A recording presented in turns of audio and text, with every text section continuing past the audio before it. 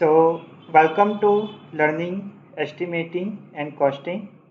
और आज के वीडियो में हम बेसिक्स एस्टिमेशन के बारे में थोड़ा और डीप में हम डिस्कशन करेंगे।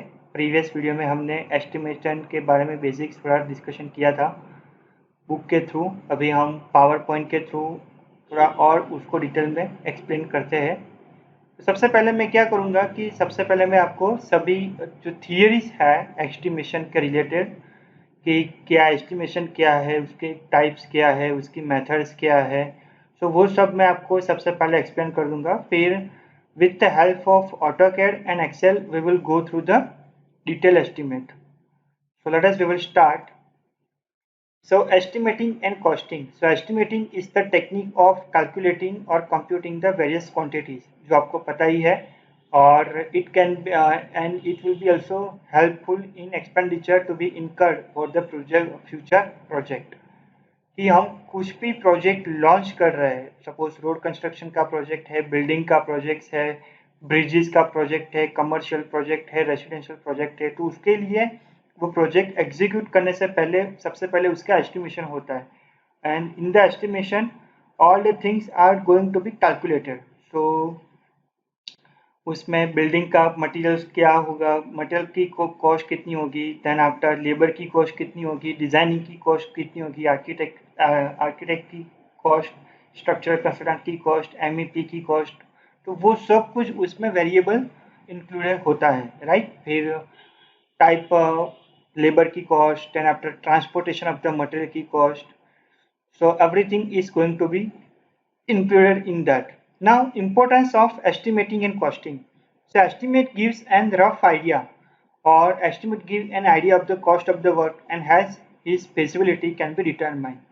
कि आपको पता है कि हमारा ये जो एक बिल्डिंग कंस्ट्रक्ट हम करने के लिए जा रहे हैं उसमें सपोज 30 लाख रुपीज़ का एस्टिमेट आ रहा है। So you can be able to manage the budget on basis of the estimate. Okay, फिर अगर हमने एस्टिमेट ही नहीं किया और हमने बनाना स्टार्ट कर दिया और फिर in the half of the project आपको पता चला कि भाई अभी तो हमारे पास फंड ही नहीं है, ओके, अभी तो हमारे पास उतना अमाउंट ही नहीं है कि जो हम स्पेंड कर सके, तो उसकी कुछ भी वैल्यू नहीं रहेगी। Estimate gives an idea of time required to completion of the project. Definitely कि आपका जो टाइम है वो लेट्स से 6 मंथ का प्रोजेक्ट है, 1 ईयर का प्रोजेक्ट है, तो वो टाइम भी आपको मिल सकता है। Estimate also required to invite the tenders and quotation.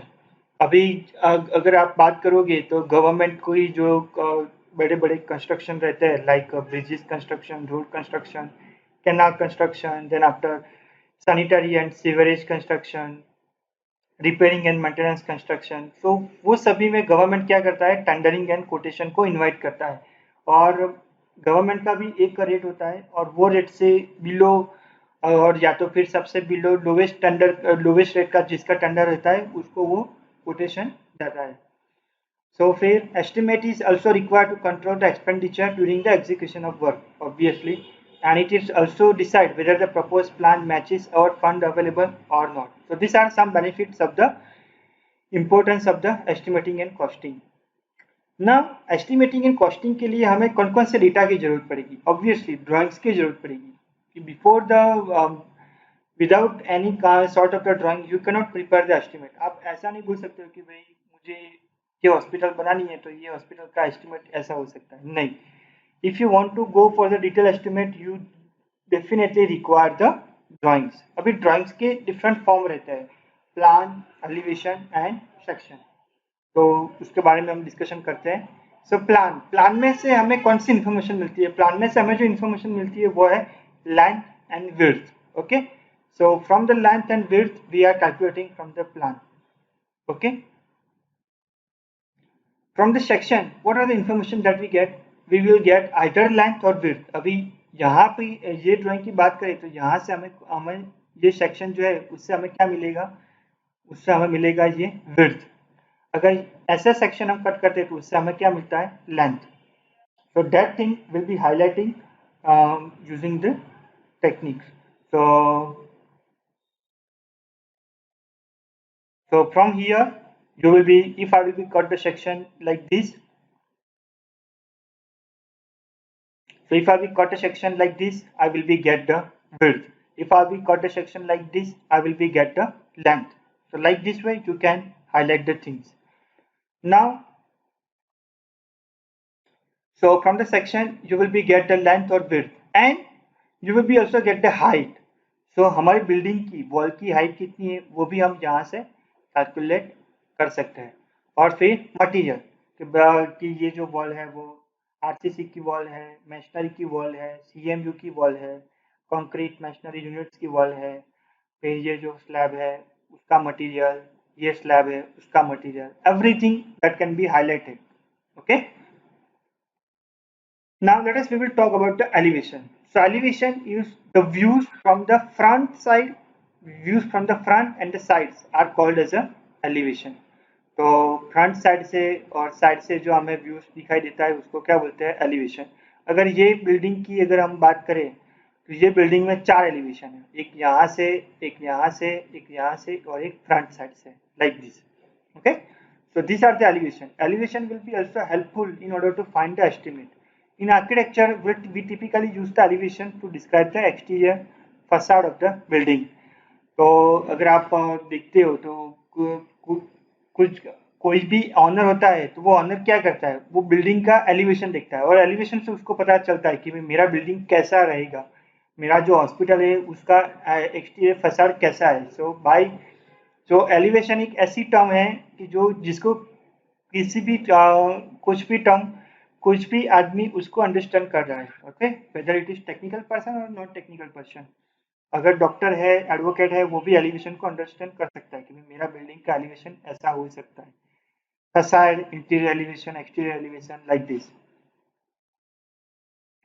फिर specification. Specification is very technical term related to the civil engineering.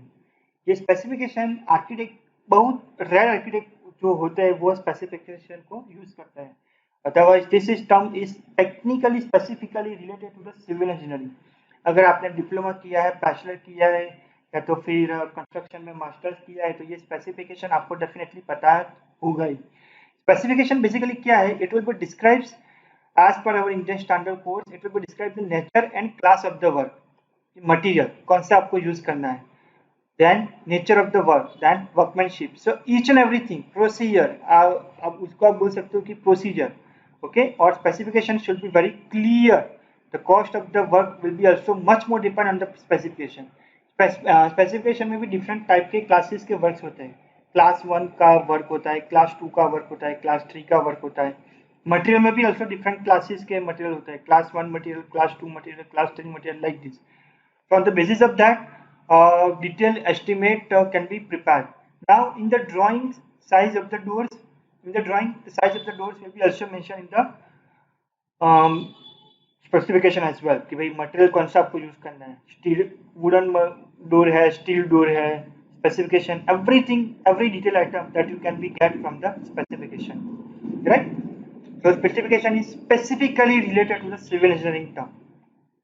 And rate, last one is the rate. आपको पता चल गया, आपने एस्टिमेट निकाल दिया, अभी एस्टिमेट्स में से आपको पता चल गया कि आपका रेट कौन सा है। Okay, so you have to apply the rate. So how you can be apply the rate? The rate that you will be applied, that is depending on your market rate. So this rate should be real as per the market rate. So the rate you have to apply as per the real market rate. अभी rate में कौन कौन सा rate होता है, material का rate होता है, लेबर का रेट होता है, कैरियर यानी कि ट्रांसपोर्टेशन का रेट होता है, and there are different government department who have their own schedule of rate, उसको आप एसओआर भी बोलते हो। अगर आपने स्टडी किया है तो एसओआर में डिफरेंट टाइप के रेट होते हैं और ये एसओआर फ्रीक्वेंटली रिवाइज भी होता है, एवरी 3 ईयर, एवरी 5 ईयर्स वो फ्रीक्वेंटली रिवाइज भी होता है। ये एसओआर जनरली गवर्नमेंट एजेंसी के थ्रू वो पब्लिश होता है। Okay, so PWD, public work department, ये सब गवर्नमेंट की एजेंसीज है, right.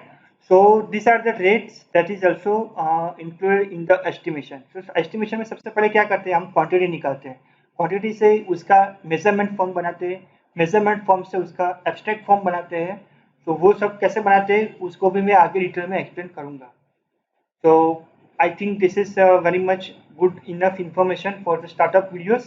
of the startup initiative for the estimation. Now in the next session, we will also see some of the good other information related to the estimation. So we will meet on the next video.